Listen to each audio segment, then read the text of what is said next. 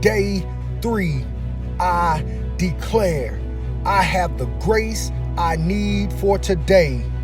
I am full of power, strength, and determination. Nothing I face will be too much for me. I will overcome every obstacle, outlast every challenge, and come through every difficulty better off than I was before. This is my declaration. Listen, when the people of Israel were in the wilderness, headed towards the promised land, God gave them manna each morning to eat. It would appear on the ground, but He specifically instructed them to gather up only enough for one day's supply. In fact, if they took more, it wouldn't last. It would spoil. In the same way, God doesn't give us grace for a year at a time, a month at a time. No, every 24 hours, God has a fresh new supply of grace, of favor, of wisdom, of forgiveness. How will you make it through the slow season at work? One day at a time. How will you raise a difficult child? One day at a time. I heard Corrie ten Boom say something very interesting on this topic. During World War II, she and her Dutch family hid Jews from the Nazis and saved many lives. Eventually, she was caught and put in prison. In the concentration camps, she saw all kinds of atrocities. She even witnessed the deaths of her own father and sister. Through a series of unusual events, Corrie was accidentally released and her life was spared.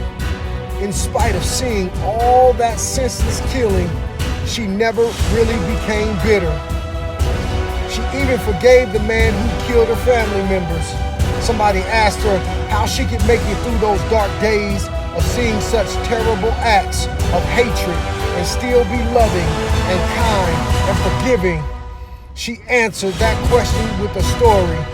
She told how when she was a little girl, her father would take her on train rides throughout Europe.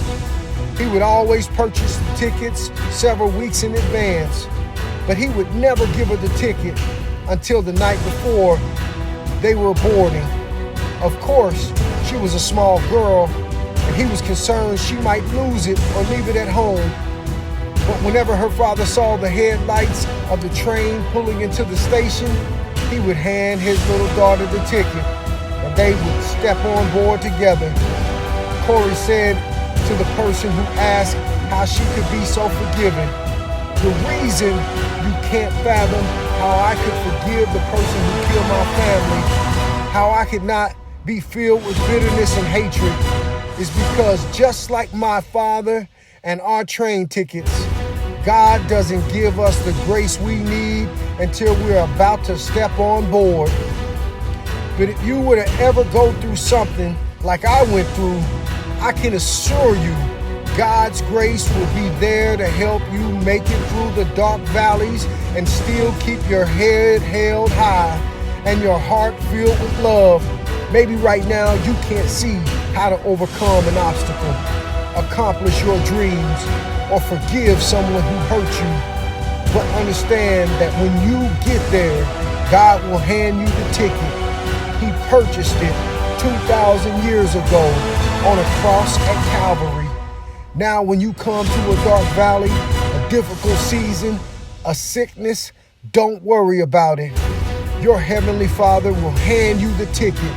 He will give you the grace, the strength, the favor, the forgiveness to do what you need to do.